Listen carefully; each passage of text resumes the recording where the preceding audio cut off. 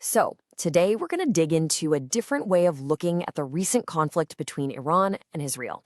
While most of the news focuses on military strikes and who has the better air defense, some analysts are saying we might be watching the wrong game entirely. Let's explore that idea, the idea of an economic war.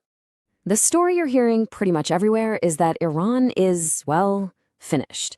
The conventional wisdom is that their military got hammered, their capabilities are shot, and from a traditional military point of view, the fight's already been decided.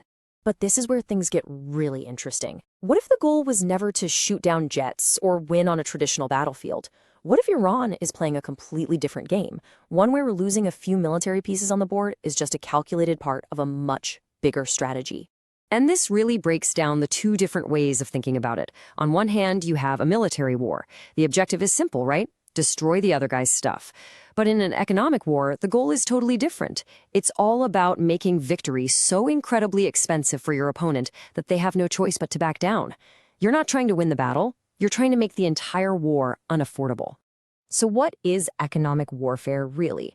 Well, it's using money, trade, and resources as your primary weapons. The goal isn't to break an army, but to break an economy. You want to create so much political and social pressure that it becomes way more powerful than any missile strike ever could be. So if you look at it through this lens, the military action we're seeing isn't really aimed at a traditional target. The real target isn't a warship or an airbase. It's a single number that affects every single one of us: the global price of oil.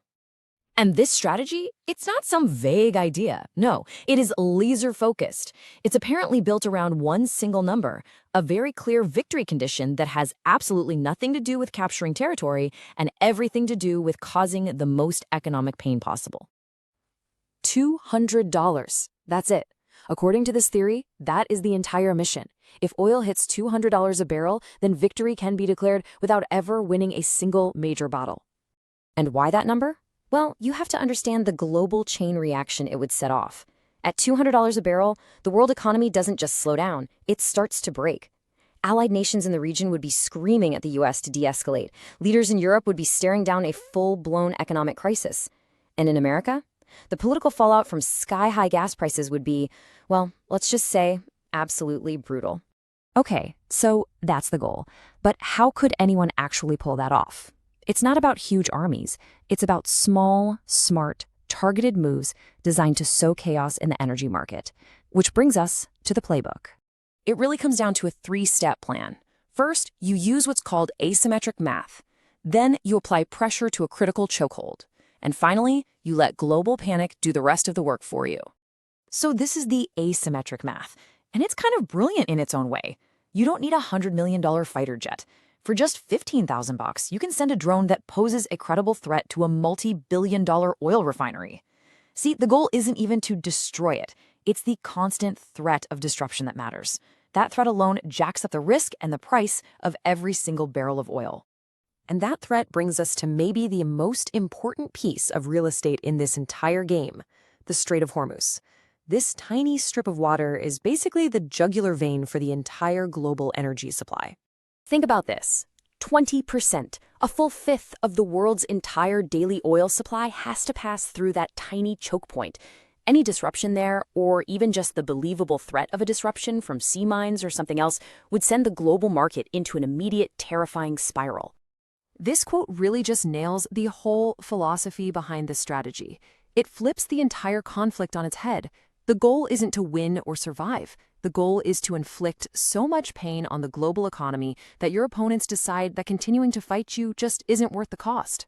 So when you see those headlines about missile strikes, the big explosions, the military clashes, according to this theory, that's not the main event. In fact, it's actually the distraction. Because the real weapon here isn't made of steel. It's not an explosive. It's the number you see on a trading screen. The price of oil itself is the weapon being used to wage this war on a global scale. So the biggest takeaway from this whole analysis is that you need a new way to keep score. If you want to understand what's really going on from this perspective, you've got to stop counting destroyed missiles. You need to start watching the price of Brent crude oil, because that is the real scoreboard. And all of this leaves us with a huge question, doesn't it?